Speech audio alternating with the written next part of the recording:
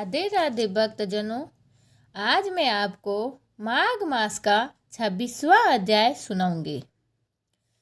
पार्थिक कहने लगा कि हे प्रेत, तुमने सारस के वचन किस प्रकार और क्या सुने थे, जो कृपा करके कहिए। प्रेत कहने लगा कि इस वन में कुहरा नाम की नदी पर्वत से निकलती है। मैं घूमता घूमता उस नदी के किनारे पहुंचा और थकावट दूर करने के लिए वहां पर ठहर गया। उसी समय लाल मुख और तीखे दांतों वाला एक बड़ा बंदर वृक्ष से उतरकर जल्दी से वहां पर आया जहां एक सारस सोया हुआ था।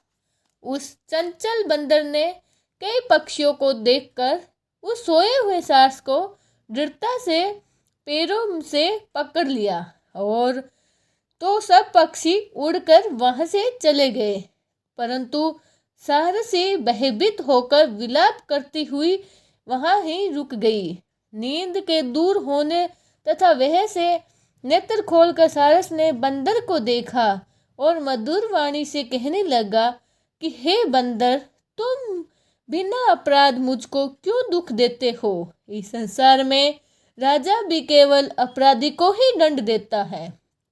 तुम्हारे जैसे श्रेष्ठ प्राणी किसी को पीड़ा नहीं देते हैं। हम अहिंसक और दूसरे के कर्मों को नहीं देखते। जल की काई खाने वाले, आकाश में उड़ने वाले, वन में रहने वाले, अपनी स्त्री से प्रेम करने वाले, दूसरों की स्त्री को त्यागने वाले, दूसरों की बुराई से दूर रहने वाले, चोरी नहीं करने वाले, बुरों की संगति से वर्जित, किसी को कष्ट न देने वाले, सो इस प्रकार के मुझ निरपराधी को हे बंदर छोड़ दो। मैं तुम्हारे पहले जन्म के वृत्तांत जानती हूँ। यह वचन सुनकर वह बंदर उसको छोड़कर दूर बैठ गया और कहने लगा कि तुम मेरे पूर्व जन्म का वृत्तांत को कैसे जानते हो।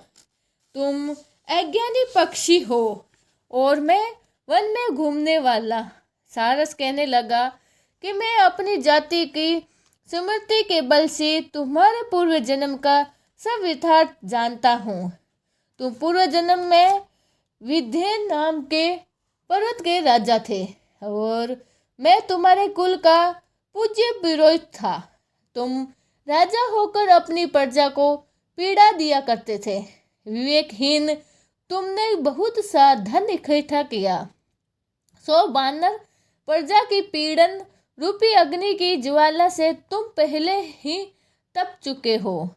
पहले तुम कुंभी पाक नरक में गिरे गए थे। तुम्हारे शरीर को नरक में 3000 वर्ष बिताए गए हैं। फिर नरक से निकालकर बचे हुए पापों के कारण इस बंदर की योनि में आए हो और मुझको मारना चाहते हो। पूर्व जन्म में तुमने ब्राह्मण के बाग से लूटकर बलपूर्वक फल खाए थे।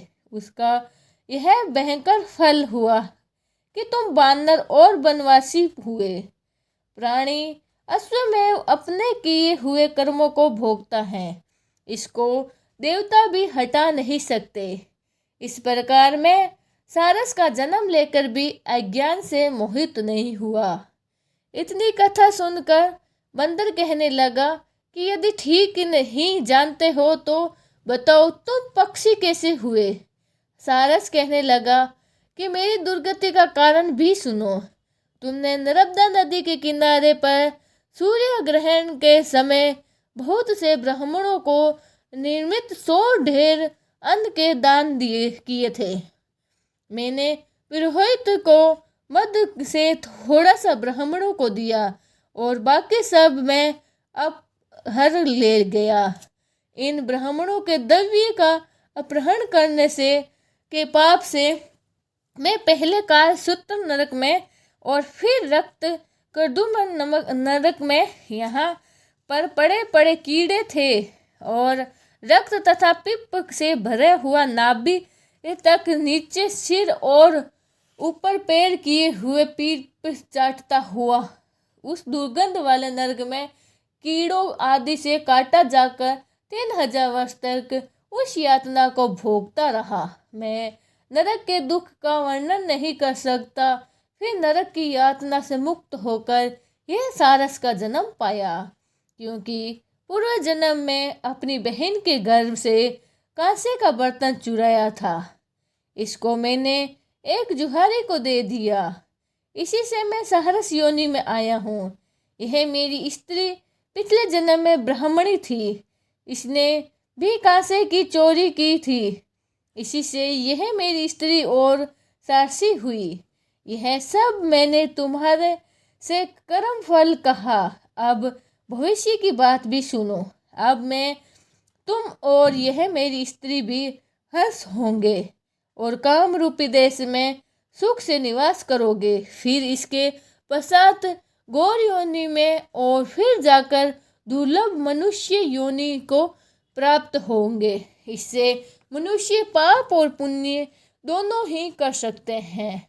इस प्रकार शिव के माया से यह सारा जगत मोह को प्राप्त होता है।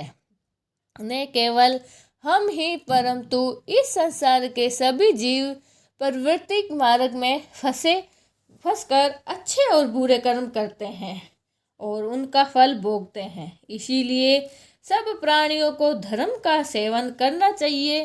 देवता, असुर, मनुष्य, व्याघ्र, कीड़े मकोड़े सभी के यह कटक रूपी मार्ग नहीं छूटता। केवल वेदांत जानते हैं वाले योगी ही इस मार्ग से बच जा सकते हैं। इसी कारण बड़े बड़े महात्मा भी कर्म फल को टाल नहीं सकते। उपाय से तथा बुद्धि से कोई भी इसको नहीं बदल सकता।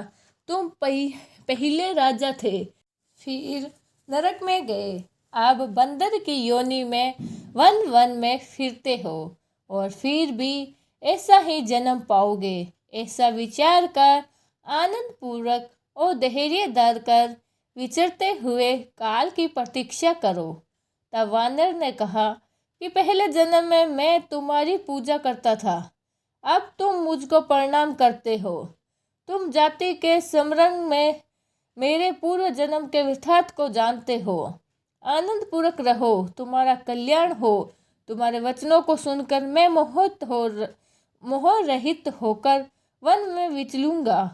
प्रेत कहने लगा कि हे पार्थिक, मैंने नदी के तट पर बंदर और सारस की संवाद सुना। तब मुझको बोध हुआ कि और मोह तथा शोक का नाश हुआ। कल हम आपको